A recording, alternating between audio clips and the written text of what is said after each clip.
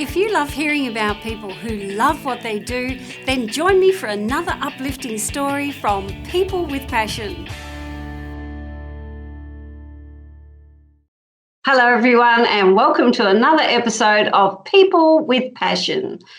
Really great to have your company, and I'm delighted to welcome today marketing and brand expert Marcos Bravo. Marcos, I feel like we've known each other for ages, and yet we've never actually met. So I know this is our first time. I'm very, very excited. I'm very thankful for being here talking to you. It's great. Thank you so much. And look, I have to say, you must be one of the busiest people on LinkedIn that I know. I mean, you really walk your talk because you're all about creating, helping people create their brands. And obviously to do that, you need a really strong marketing, social media presence and marketing presence. And you definitely have that. So in fact, before we get started. I guess something is working then. It sure is. No, it really is. Before we get going, I just wanted to take people through just a little bit of your bio. You've been a marketing and brand expert for over 20 years. You work in customer engagement, marketing management, brand building, content strategy, and CMO. You're currently based in Europe, where you're also a marketing mentor and you work in investor relations. And right now, you're head video creator for a very successful business, LiveChat, and I have to say, the video content you create is absolutely awesome. So, yeah, really respect that. And I know I'm just scratching the surface here, Marcos, but I guess the consistent theme that I see is a passion to do with helping get the best out of people, and people, I guess, to get the best out of themselves as they're building their brand. So tell me more about that and about your passion generally. Well, I mean, that's you said it clearly there. To be honest, marketing for me is something that came as a byproduct of being someone who loves talking, who loves getting to relate with people. I never studied marketing or anything. I got a degree in filmmaking many years ago. But it was that connection, the connection with people.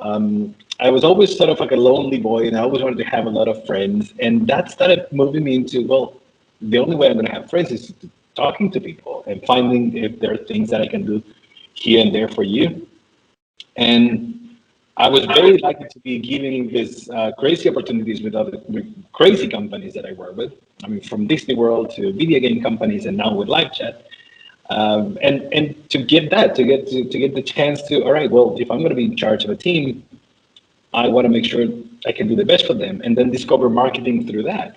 So something that is good for a company, but at the same time, it can be applied to so many little things of your day-to-day life.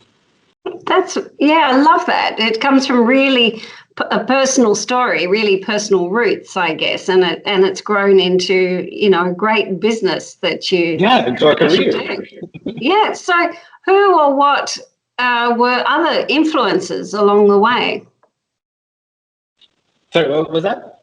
Who or what might have influenced you along the way? I think more than actual names, there were attitudes and things that people will do.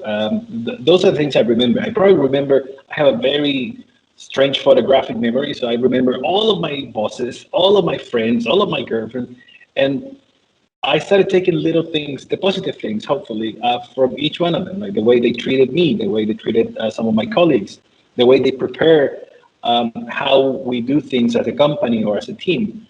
And that little mosaic of things is what made me now. It's like the little things. So I think everybody influences you one way or another.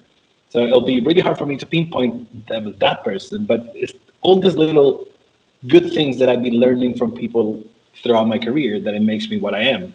Yeah. So thank you. Thank you, everybody. It makes total sense. It's those key qualities, I guess, along the way. So I probably already know the answer to this question, given what you just said, but have you always known that you would be doing what you're doing now? In a way, I will say it's actually a 50-50, to be honest, because my dream when I was a kid, it was always to be sort of a comedian, a TV presenter, something like that.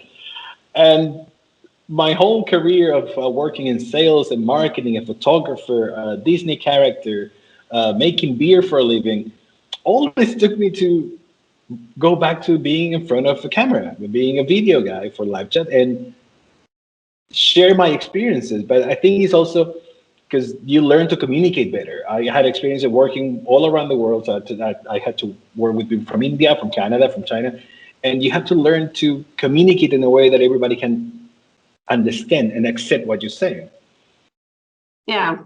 Yeah, absolutely. And I guess having done so many different things, I'm sure there have been plenty of challenges along the way. So, and how did you turn things around if you met a really big challenge? I'm a very insecure person, so it's not something that you will see that I'm under a big challenge or under big pressure. But it's the fact that I learned that there's no way back. I mean, when you're doing something, this is it. You have to finish it. There's no time or moments for you to drop it or to you can rest, but you better take it till the end. Otherwise, you're going to be regretting that forever. And not only in life, but in business too. I mean, if it's a project, well, doesn't matter how many times the project fails. Let's figure out why it's failing, but let's keep going. Let's keep doing things, and that's how things happen. That's how things manage to succeed. Right. Yeah. And so there's that real sense of sort of grit and determination I get about you. And yet you've also got this incredibly sort of light-hearted, positive, fun side to you. And I think almost everyone that I interview about their passion, people who are really genuinely passionate, you know, they almost can't tell the difference between what they do for work and what they do for fun. So would you say that's true for you? Absolutely. I mean, sometimes I feel bad that I get paid for doing something that I enjoy so much because it usually is not the case. I mean, you most of the time, yeah, follow your passion and work on your passion, but that's not something that happens very often. So I'm very happy of the position that I am right now, not only because I get to do something that I wanted to do since I was a kid, but also because I get to influence people. I get to get in a position that people will listen, not because I am a boss. It's just because they see my experience. They see that I have some dust and road on me. You know what I mean? So they get, all right, well, Marcus, what do you think? And that moment is like, for me, like the precious moment, like, all right, well, I get to share something from my side. Yeah, those little pearls that you get to impart. Yeah. So, what would you say you're proudest of? I'm gonna go super cliche here, and I'm gonna go with the family first of all. On the family side, I I have these little moments of proudness, and when I fix something with my daughter or with my kid, if they're crying or they're fighting, and I get to say something very smart as a dad, I'm like, yeah, I'm good at this. But professionally is the fact that I get people to listen to me, and I don't have to force anyone through a position or anything. It's just I manage to communicate in a way that if I say something, people will listen. It will come naturally because of the way I'm talking and the way I'm saying things. People are, all right, well, I'll listen to this dude. Yeah, love it, love it. So it's been quite a journey from the bits that I've gleaned from things I've read about you and things even that you said today that I wasn't aware of. It's really been a journey. So, you know, how's the journey going? How's it looking for you?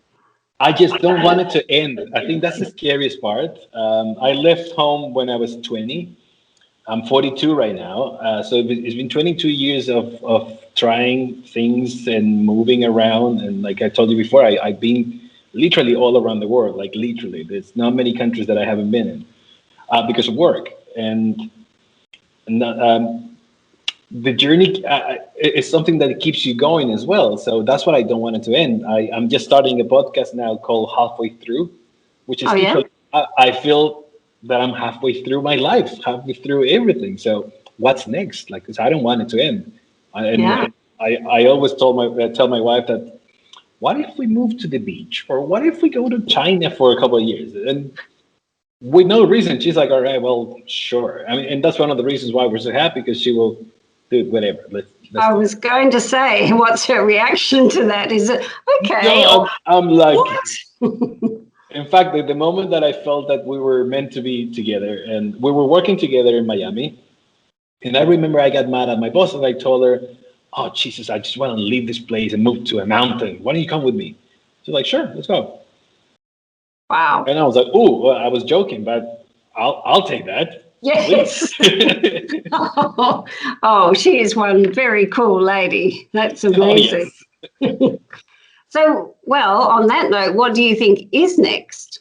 Any ideas? I'm trying to. I'm going to stick to this whole personal brand thing. It happened out of nowhere, but it gave me a little boost of sharing what I've done and sort of leave that as a small legacy.